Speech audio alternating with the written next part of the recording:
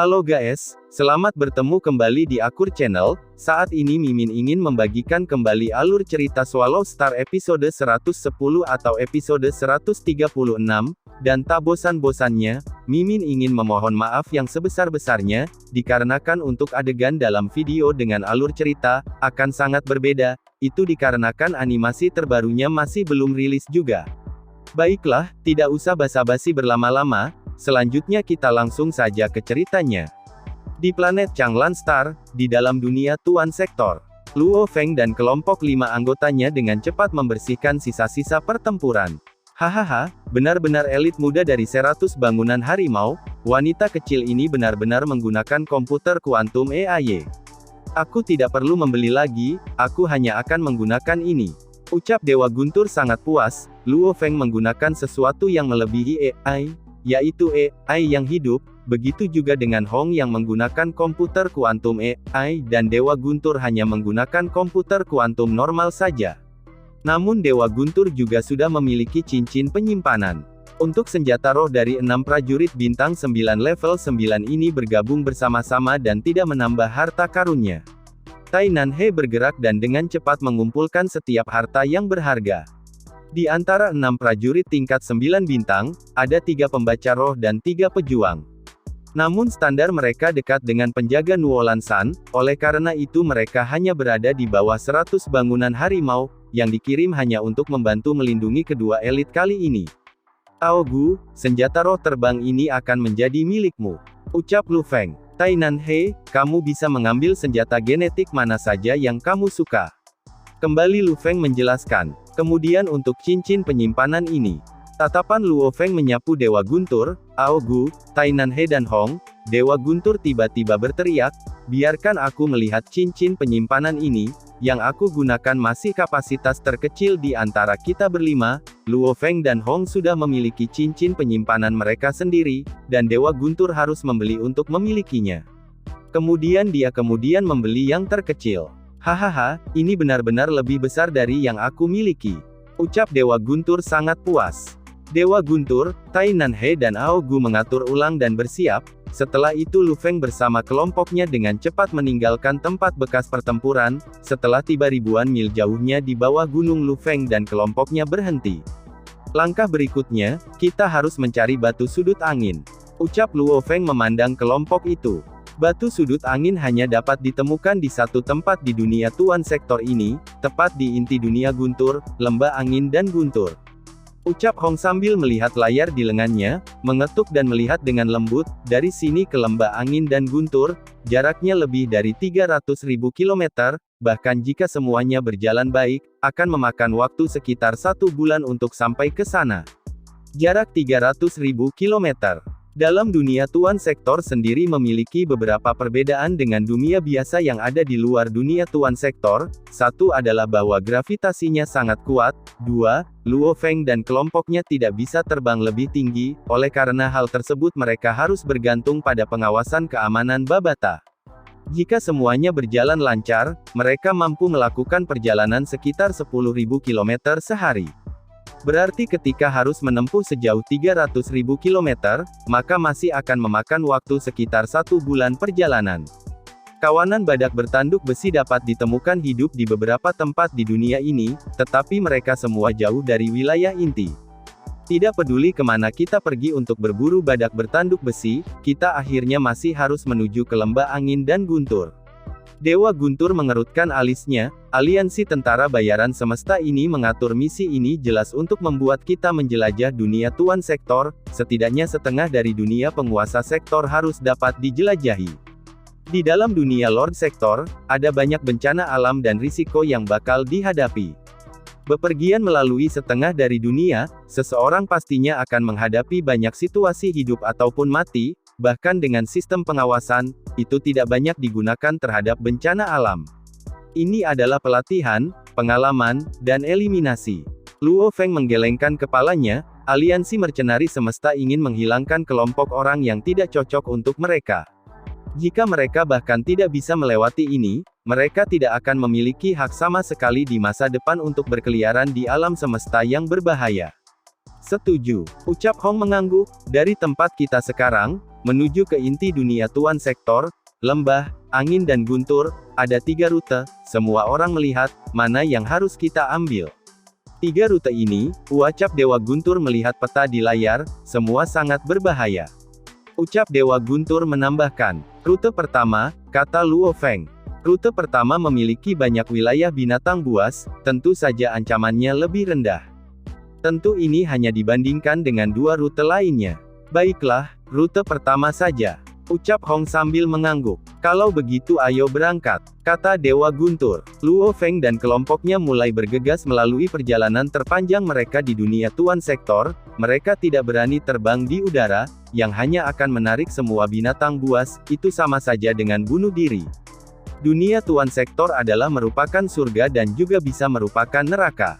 Banyak dari dunia Tuan Sektor yang tidak dapat digali, karena terlalu banyak penjelajah dan tentara bayaran, yang mana tempat tersebut surga harta karun yang besar.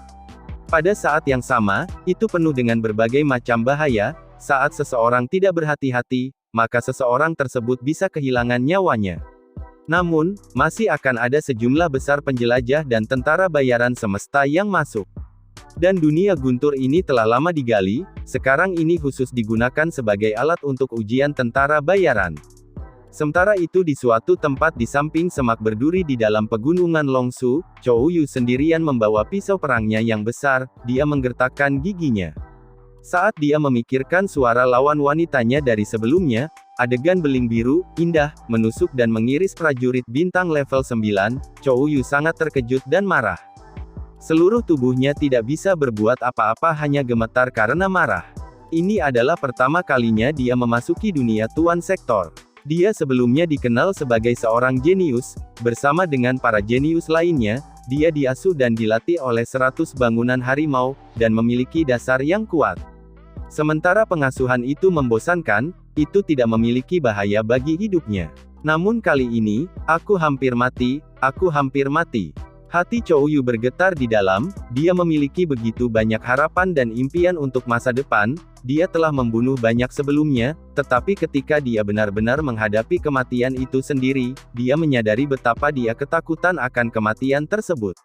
Instruktur militer mengatakan ketakutan itu tidak buruk, tetapi kita harus tetap tenang.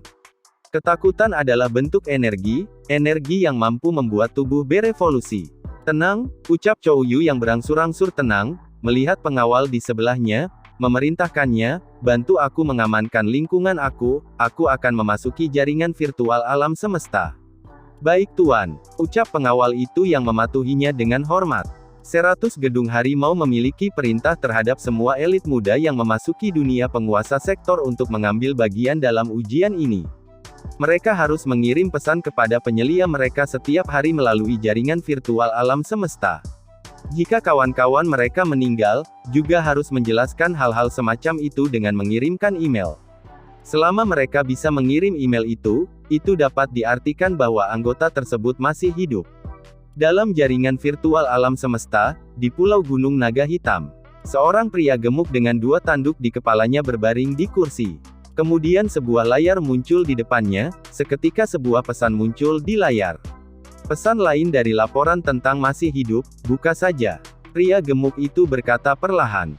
Email dibuka secara otomatis. Laki-laki gendut itu melihatnya perlahan-lahan, namun setelah beberapa saat dia berdiri tiba-tiba, terkejut ketika dia melihat surat itu. Dari jumlah timnya yang 8 orang, saat ini tersisa hanya 2 orang yang masih hidup dan mereka juga kehilangan elit kedua. Pria gendut itu dengan cepat mengirim permintaan pesan kepada 7 anggota tim ke-8 lainnya. Seperti yang diharapkan, tidak ada yang menjawab. Biasanya, para jenius muda dipersiapkan dengan pengawal tergantung pada tingkat kepentingan mereka sendiri. Misalnya, tim yang terdiri dari 10 orang biasanya memiliki 5 pemuda dan 5 pengawal. Dan beberapa tim hanya memiliki 1 pemuda dan 9 pengawal. Tim ke-8 ini awalnya memiliki 8 pengawal dan 2 pemuda. Sebelumnya mereka juga telah kehilangan 1 tubuh penjaga. Jelas, tim ke-8 adalah tim yang penting. Bagi 100 bangunan harimau, hilangnya elit level 3 akan lebih menyakitkan, hilangnya elit level 2 akan lebih menyakitkan. Dan hilangnya elit level 1, itu benar-benar menghancurkan. Adapun elit khusus, bahkan 100 bangunan harimau jarang mendapatkannya. Para jenius absolut itu jarang didapat.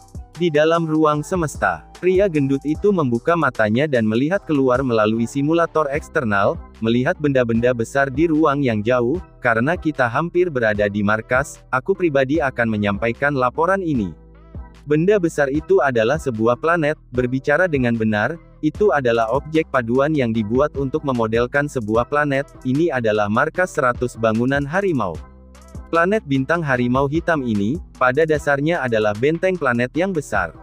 Seluruh tubuh planetnya berwarna hitam, di atasnya ada lorong yang sangat dalam, menghubungkan langsung ke interior planet. Dan permukaannya, adalah meriam tebal yang mampu meledakkan kapal alam semesta kelas D dalam satu tembakan, bersama dengan meriam orbit magnetik lainnya, meriam laser besar, dan lain-lain. Seluruh planet memiliki beberapa tempat di mana ada kilatan cahaya biru sesekali. Kapal demi kapal menutupi tanah dan langit, hampir seperti belalang yang tak terhitung jumlahnya. Kadang-kadang sejumlah besar dari mereka terbang melalui lorong-lorong yang dalam ke bagian dalam planet. Juga kadang-kadang sejumlah besar kapal alam semesta akan terbang keluar dari sana. Kapal-kapal ini, dengan pandangan sekilas, tampak seperti kelas terendah adalah kelas C, bahkan kapal kelas D, orang bahkan dapat melihat kapal kelas E sesekali. Mereka menutupi tanah dan langit, hampir seperti belalang.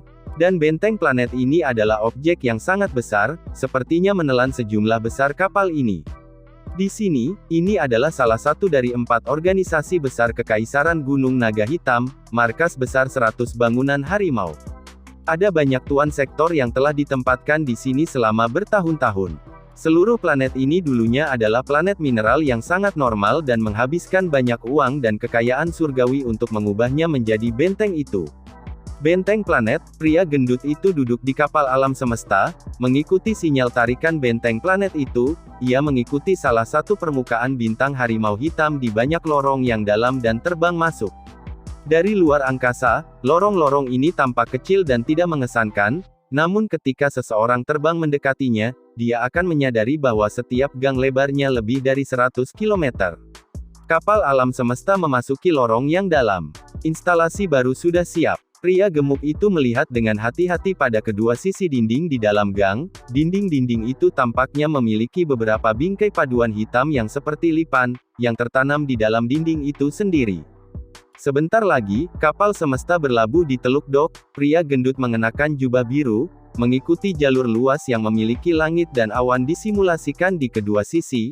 Dengan pandangan sekilas, jalur ini saja memiliki lebih dari 100 orang. Semua orang tampaknya seperti mengenakan jubah biru, hanya 2 dari mereka mengenakan jubah putih, dan di dada mereka ada 2 medali tentara bayaran bintang. Aku menyapa Tuan. Melewati pria berjubah putih, pria gemuk itu membungkuk. Semua orang di jalur melakukan hal yang sama. Di 100 bangunan harimau, jubah biru berarti tingkat semesta. Bersama beberapa orang penting dengan sebuah status. Lelaki gemuk itu setingkat bintang, tetapi karena posisinya besar, ia berhak mengenakan jubah biru. Jubah putih, berarti tuan domain dan eselon atas yang lebih rendah. Jubah hitam berarti penguasa sektor. Adapun makhluk abadi. Meskipun 100 bangunan harimau telah menghasilkan makhluk abadi sebelumnya dalam sejarahnya, makhluk abadi ini telah lama pergi ke Kekaisaran Ganwu, atau ke tempat lain.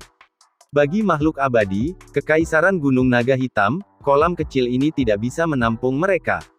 Tidak masalah, Gedung 100 Harimau, Persekutuan Awan Hitam, Kota Naga Utara, Gunung Tiga Kapak, 4 organisasi alam semesta yang besar ini dianggap sebagai kekuatan yang sangat besar di dalam Kekaisaran Gunung Naga Hitam, akarnya berjalan di dalam, dan prajurit tingkat semesta di bawah mereka ada banyak. Bahkan Kekaisaran tidak akan mau mengganggu kelompok-kelompok ini. Hanya dengan melihat markas utama 100 bangunan harimau dengan kapal-kapal semesta yang tak terhitung jumlahnya, itu saja sudah cukup membuktikan kekuatannya. Kembali kepada scene di mana Lu Feng dan keempat anggota kelompoknya di sektor bintang Gunung Naga Hitam, di dunia guntur di bintang, Changlan, yang terkenal. Waktu telah memasuki, 36 hari sejak Luo Feng pertama kali memasuki dunia guntur. Gulma merajalela di dataran, dan beberapa gulma bahkan lebih tinggi dari 10 meter. Gulma ini juga menjadi sulit setelah menyerap energi alam semesta, menyaingi paduan kelas A, yang jauh lebih sulit daripada berlian di bumi. Ketika angin bertiup, rumput membungkuk, kadang-kadang mengungkapkan monster yang beristirahat di dataran. 5 sinar yang bercahaya terbang melewati dataran. Monster besar yang ditutupi sisik biru tergeletak di sana seperti bukit. Tampaknya sedang memperhatikan sesuatu dan melirik ketika dia mengeluarkan raungan, dan kemudian dia menundukkan kepalanya lagi. Kami telah meninggalkan wilayah semua buaya berskala biru. Ada gerombolan monster pada pukul 11, berjarak 18,9 km. Kami akan mengelilingi mereka. 5 cahaya yang bersinar sedikit berhenti. Luo Feng, dalam seragam tempur paduannya, berbicara melalui kekuatan rohaninya, ayo pergi. Kami akan maju 3000 km lebih ke depan dan kemudian beristirahat. Ya Tuan, ucap Tainan He dan Ao Gu sangat hormat. 5 cahaya yang bersinar terus terbang maju ke depan. Dengan peringatan Babata, aku pikir ujian alam semesta mercenari ini akan mudah. Siapa yang akan berpikir bahwa itu akan menjadi lebih rumit daripada yang aku pikirkan sebelumnya. Luo Feng melihat ke kejauhan saat ia terbang dengan kendaraannya yang melonjak. Kemudian ke samping dengan cepat mencabut gulma, aku pikir hanya perlu waktu 1 bulan untuk mencapai lembah angin dan guntur, tetapi sepertinya akan memakan waktu setidaknya 50% lebih lama dari yang direncanakan. Setelah hampir 4 jam kemudian, berhenti, berbicara Luo Feng secara telepati. Mereka berlima berhenti pada saat yang bersamaan. Bahkan Hong dan Dewa Guntur mendengarkan perintah Luo Feng di dunia guntur, karena mereka tahu, Luo Feng memiliki sensor khusus yang bisa mendeteksi semua bahaya dalam radius tertentu. Nan He, Ao Gu, kalian berdua bergiliran berjaga-jaga. Saudara-saudaraku dan aku akan istirahat dulu, kata Luo Feng. Ya Tuan, keduanya menjawab dengan hormat. Luo Feng mengamati sekelilingnya. Saat ini malam hari dan gulma ada di mana-mana, sehingga mata telanjangnya hampir tidak bisa melihat apapun. Kami beruntung hari ini, tidak menghadapi banyak bahaya, ucap Dewa Guntur sambil tersenyum. Saat ini, kita akhirnya bisa menghela napas. Aku juga takut sesuatu seperti kemarin akan terjadi lagi, ucap Hong yang juga menghela nafas lega. Luo Feng tidak bisa menahan untuk mengingat adegan dari kemarin. Dia masih agak takut. Kemarin, pasukannya bergerak maju sesuai dengan jalur normal mereka. Awalnya, pasukannya bersenang-senang mengikuti jalan yang digunakan orang di masa lalu. Tiba-tiba, 5 monster ditemukan sedang mengisi pasukannya dalam jarak 18 km. Sudah jelas bahwa mereka jelas menemukan pasukannya sejak lama.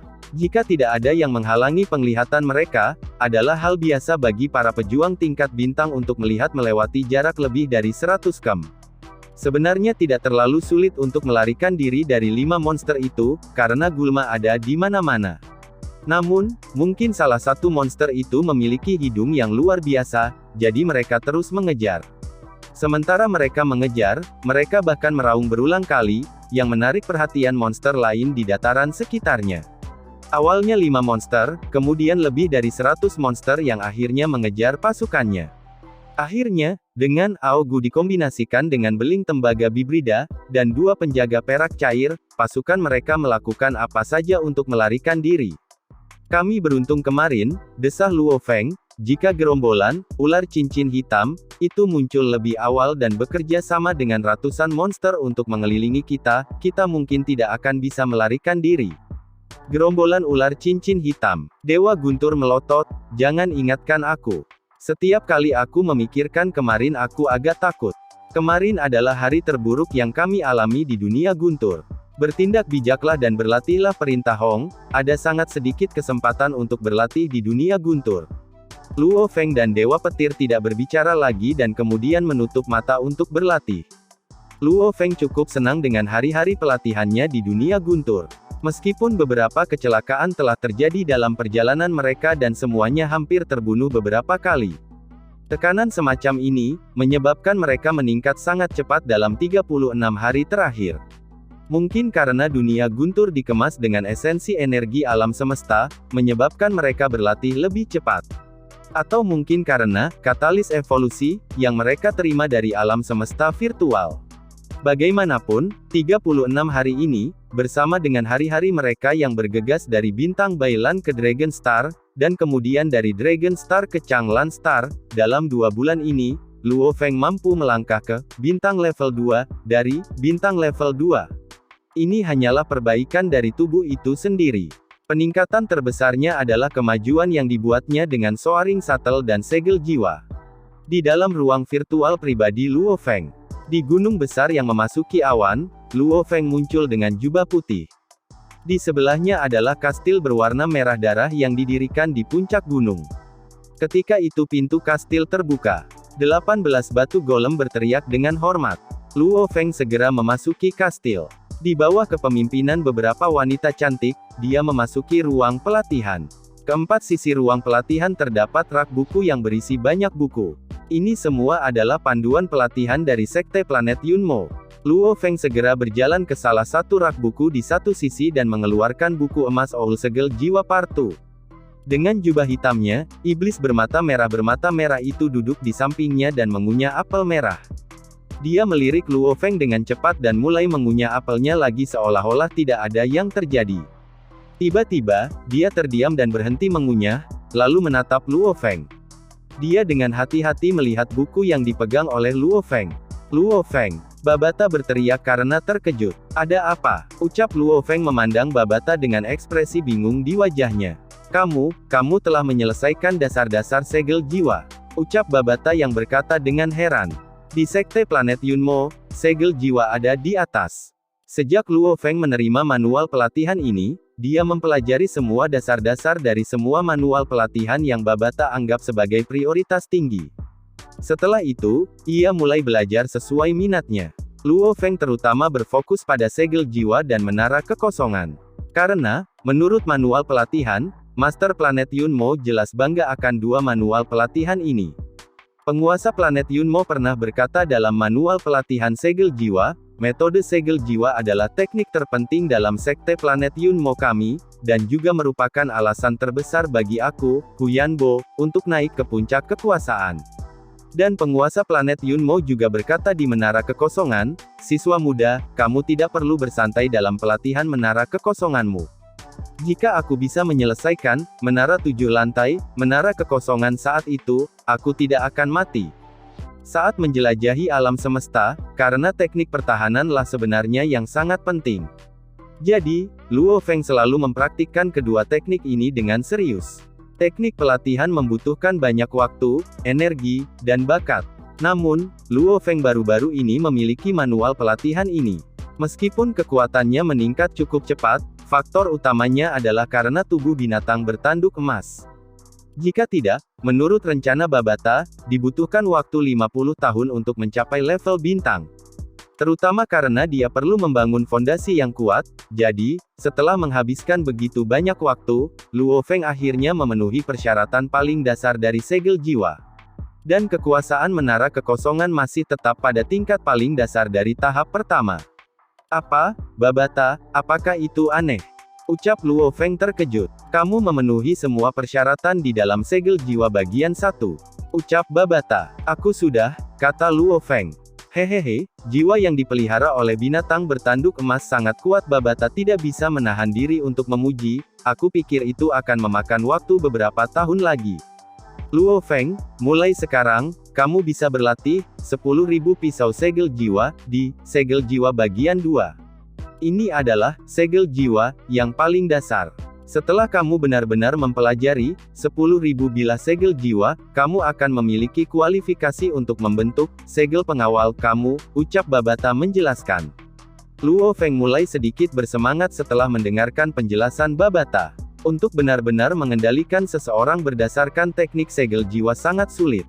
Ada berbagai persyaratan yang harus dipenuhi pada teknik segel jiwa. Setidaknya, Luo Feng saat ini tidak bisa melakukannya. Pertama, belajar 10.000 bilah segel jiwa. Ucap Luo Feng sambil membalik-balikan buku panduan. Babata, ada begitu banyak teknik yang berbeda di sini, jadi mengapa mempelajari yang ini? Ucap Luo Feng yang tidak bisa menahan diri untuk bertanya. Berfokus pada satu hal selalu menghasilkan hasil yang lebih baik, tegur Babata, apakah kamu tidak fokus pada pesawat ulang-alik yang melonjak? Maka teknik segel jiwa yang kamu latih harus dapat memengaruhi musuh. Segel 10.000 bilah jiwa ini, mengubah segel jiwa menjadi pisau dan langsung menyerang jiwa. Itu bisa membuat musuh merasa kepala mereka akan terbelah. Satu momen keterlambatan dalam pertempuran sudah cukup untuk pesawat ulang-alik melonjak kamu untuk merobek-robeknya.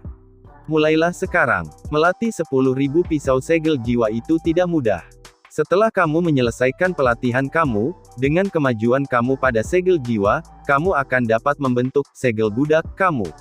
Ketika itu terjadi, kamu bisa langsung memperbudak orang lain dan menjadikan mereka menjadi budak kamu untuk selamanya. Sama seperti bagaimana gurumu memiliki 9 budak yang abadi, ucap Babata sambil membuang sisa buah apelnya. Segel budak, menarik sekali. Gumam Luo Feng menantikan teknik ini. Bahkan jika itu hanya untuk segel budak ini, dia harus serius berlatih segel 10.000 pisau jiwa. Sementara kesadaran Luo Feng berada di ruang virtual membaca manual pelatihan segel jiwa dan melatih teknik segel jiwa dan segel 10.000 bilah jiwa, dan tubuh satunya lagi yaitu binatang bertanduk emas, benar-benar mempelajari pelatihan tentang Absolute Realm. Di dalam dunia batin, di benua emas, binatang bertanduk emas yang sebesar pegunungan terus melemparkan teknik Absolute Realm. Ada sedikit ketidakpuasan di mata emas gelap itu. Setelah sekian lama, aku bahkan tidak bisa menyelesaikan tahap pertama, Realmute Amute, apa yang terjadi? Di dunia guntur, tekanan tampaknya meningkatkan keterampilan pemahaman Luo Feng sedikit. Dia juga membuat sedikit kemajuan pada Realmute Amute. Namun, dia masih sangat jauh dari menyelesaikan tahap pertama Absolute Realm. Binatang bertanduk emas mengeluarkan raungan kemarahan. Sampai sekarang, panjang tubuhnya saat ini melebihi 900 meter. Memang, setelah mengkonsumsi kombinasi paduan yang menghasilkan efisiensi 89 kali selama lebih dari 3 bulan, seolah-olah binatang bertanduk emas yang biasanya berevolusi selama 22 tahun. Namun saat ini sudah memasuki tahap bintang level 9 dari tahap bintang tingkat 7. Seekor binatang bertanduk emas di tingkat bintang tingkat 9, hanya tinggal satu langkah lagi hingga tingkat semesta. Dan langkah tunggal ini, adalah langkah tersulit dalam seluruh transformasi tingkat bintang. Dan cerita ini pun mengakhiri pertemuan kita saat ini. Terima kasih kepada semua yang telah menyimak, sampai dengan akhir video kali ini, dan juga Mimin ingin mengucapkan terima kasih, yang sebesar-besarnya kepada semua yang sudah subscribe Akur Channel. Semoga semuanya dimudahkan rezekinya dan dilancarkan segala urusannya, juga disehatkan selalu setiap saat, dan terhindar dari segala penyakit, amin. Sampai jumpa di episode selanjutnya ya guys, terima kasih.